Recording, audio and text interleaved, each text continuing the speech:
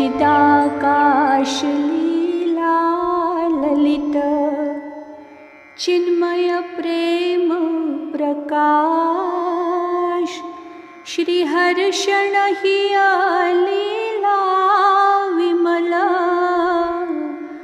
रामचरित रसरास श्री गौरदेव आराध्य की अंतःलीला भाष प्रेम प्रदायिनी रस भरी मृदुला कहत रसास मृदुला कहत रसास।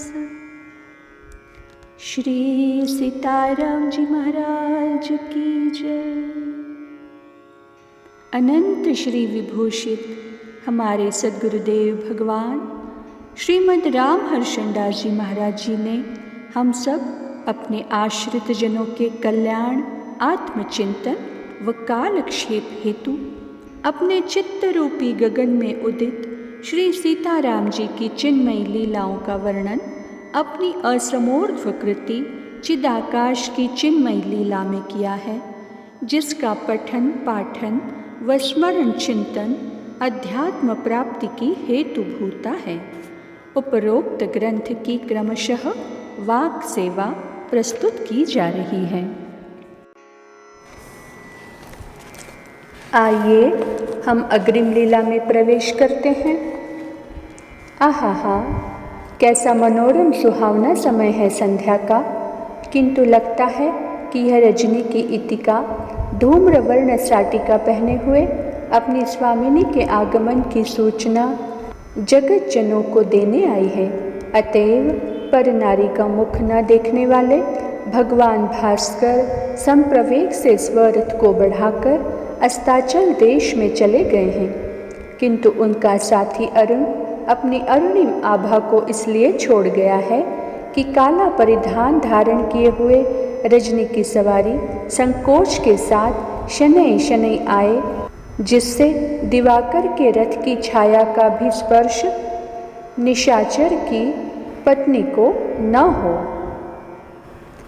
वृक्ष समूहों का परिवार काला झंडा लेकर निशा के विरोध में एक पैर से खड़ा हो गया। कौवे काँव काँव, अन्य पक्षी चैं चैं तथा गीदड़ शृगालों का समूह कठोर बोलियों से भरी गाली बकने लगा। अनादर की दृष्टि से प्रकृति ने उसके आने के मार्गों, भवन की भीतियों, कहाँ तक कहा जाए, उसके मुख में भी काले रंग का लेपन कर दिया है। भानु प्रभा से पोषित कमल, कुमुदनी की पोशिका चंद्र प्रभा की सवत रात्रि का मुख न देखने का व्रत लेकर संकुचित मुद्रा में स्थित हो निम्न नेत्र हो गया। चंद्रवाक के नर मादे का जोड़ा रात्रि को श्राप देता हुआ परस्पर के वियोग से पीड़ित आहें भरने लगा और कहा कि जैसे तुमने हम लोगों को वियोग के कटीले आसन में बैठाया है, वैसे तुम भी पूरे दिन में अपने पति के साथ न रहकर विरह व्यथा का अनुभव करोगी ही। इसके अतिरिक्त अपने काल में भी अपने पति से आधे समय तक ही मिल पाओगी। काली कलौटी भयानक वदनी का मुख न देखने के लिए भयभीत पशु पक्षी आदि जीव जंतु एवं सुर नर मुनि नाग किन्नर किम पुरुष आदि बुद्धिजीवी अपने अपने कार्य क्षेत्रों से भागकर स्वकीय शालाओं में प्रवेश कर गए हैं तथा दीपक के जले लक्कड़ उसके मुख की एक परत चमड़ी जलाकर सफ़ेद दाग युक्त जैसा मुख बना दिए हैं।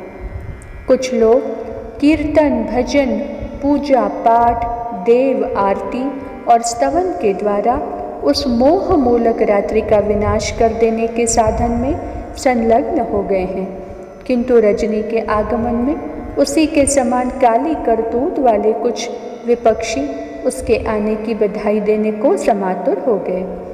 नाचने कूदने की क्रियाकलाप के साथ जय जय की ध्वनि उत्साहपूर्ण करने लगे। प्रथम तो दिन का अंधा उलूक अपनी भयानक आंखें खोल खोल कर तमांगी रजनी को देखने लगा और आंखें प्राप्त कर कृतार्थ समझने लगा अपने को। भयावनी अपनी बोली से कृष्णांगी के समान लोगों को भयभीत करता हुआ स्वपक्ष को सशक्त बनाने का उद्योग करने लगा। वृक्षों में लटकता हुआ दंड भोगी चमगादड़ रात्रि के आते ही उड़ उड़कर प्रसन्न मना पंखों की फरफराहट के वाद्य बजा बजा कर उसका स्वागत करने लगा। कुमुदिनी अपने विकसित मुख में प्रसन्नता का स्नेह भर के श्वेत दल की श्वेत बत्तियों की ज्योत्सना के द्वारा अपने हितेशनी की आरती उतारने लगी, किंतु चकोर रैन रमणी का अपमान सा करता हुआ निशानाथ का ही अपलक दर्शन कर रहा है। रात्रि है, उसको पता ही नहीं, अतएव चकोर पत्नी से उदासीन और पति से अनुरक्त होकर निर्दलीय अपने को सिद्ध कर रहा है। रात्रि के अनुरूप तमसाच्छन्न रजनीचर एवं सिंह व्याघ्र आदि हिंसक जंतु रजनी की सभा के सदस्य बने हुए उसी के मत का अनुमोदन कर रहे हैं। चंद्र युक्त नक्षत्रों का समाज निशा के काले अंगों को चमकीले आभूषणों से आभूषित करता तो है, किंतु वे आभरण रजनी के अंगों की कालिमा के कलंक को अपनी चमक दमक से दूर करने में समर्थ नहीं हो रहे हैं।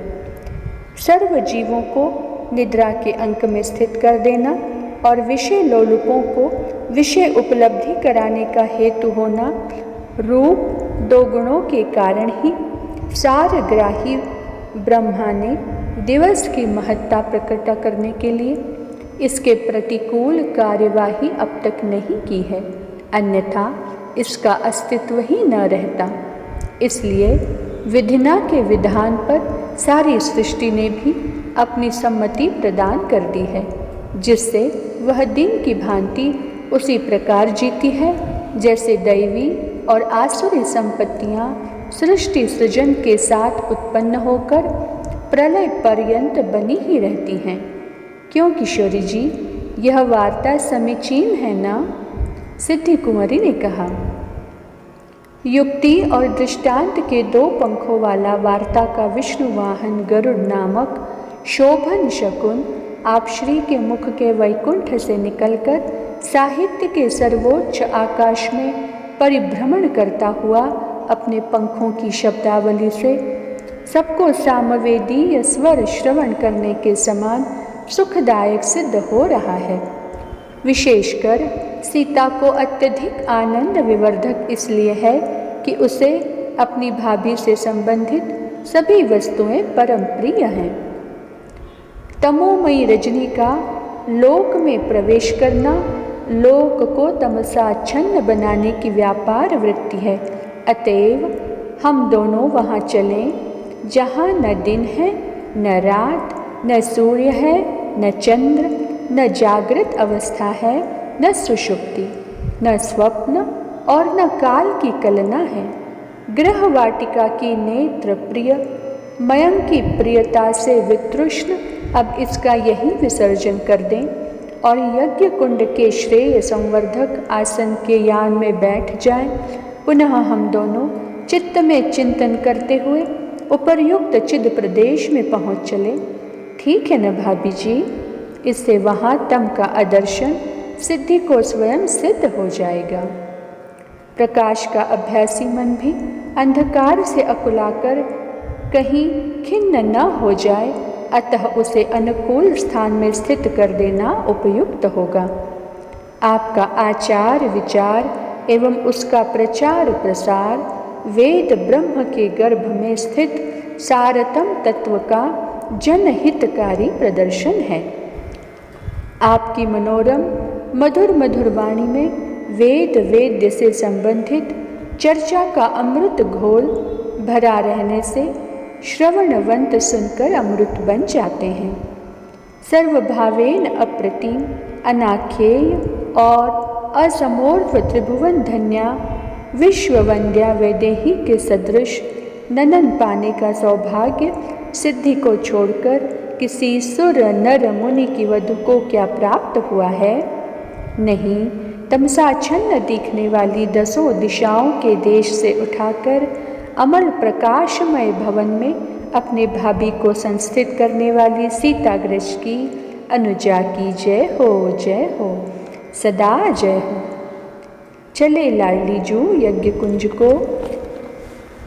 यज्ञ कुंजानुकूल आसनों में स्थित दोनों कनकोज्ज्वला कमनीय मूर्तियाँ यज्ञ कुंड से निकली हुई सुंदर सुडौल स्वर्ण प्रतिमाओं की छवि को छीनती हुई दैदीप्यमान हो रही थी, जिससे यज्ञ भवन की भव्यता में और निखार आ रहा था। अब श्री धरात्मजा एवं विदेह आत्मजा को सिद्धासन में आसीन होकर योग प्रक्रियाओं के सहारे चित्त को चित्तघन में विलीन कर देना चाहिए और वासनाहीन अस्मिता की नाम मात्र स्थिति, जो प्रायः चैतन्याकार हो गई है, में उस देश का अनुभव दोनों करें। यत्र न सूर्यो न शशांको न पावकः कहकर शास्त्रों ने संकेत किया है। आप तो स्वयं सिद्धा हैं, क्योंकि योगोद्भूत सर्वसिद्धियाँ आपको योगांकों और उनकी रहस्यात्मिका प्रक्रियाओं के ज्ञान से सहज सुलभ है। सिद्धियों के लोक से परम वितृष्ण होकर सशक्ति परब्रह्म परमात्मा पुरुषोत्तम भगवान को साक्षात अपने अनुभव का विषय बना लेना सिद्ध पद यानी परम पद में सिद्धि का सदा प्रतिष्ठित रहना ही है। अस्तु, जन्म सिद्धा होने से भाभी का श्री सिद्धि कुंवरी नाम निमिकुल के गति श्री योगीवर्य याज्ञवल्क जी ने रखा है। वैदेही ने कहा। आज की चर्चा को वाणी यहीं विराम देती है। कल हम इसी चर्चा को आगे बढ़ाएंगे। श्री मिथिला विहारी विहारिणी जो सरकार की जय। श्री लाडली लाल की जय हो।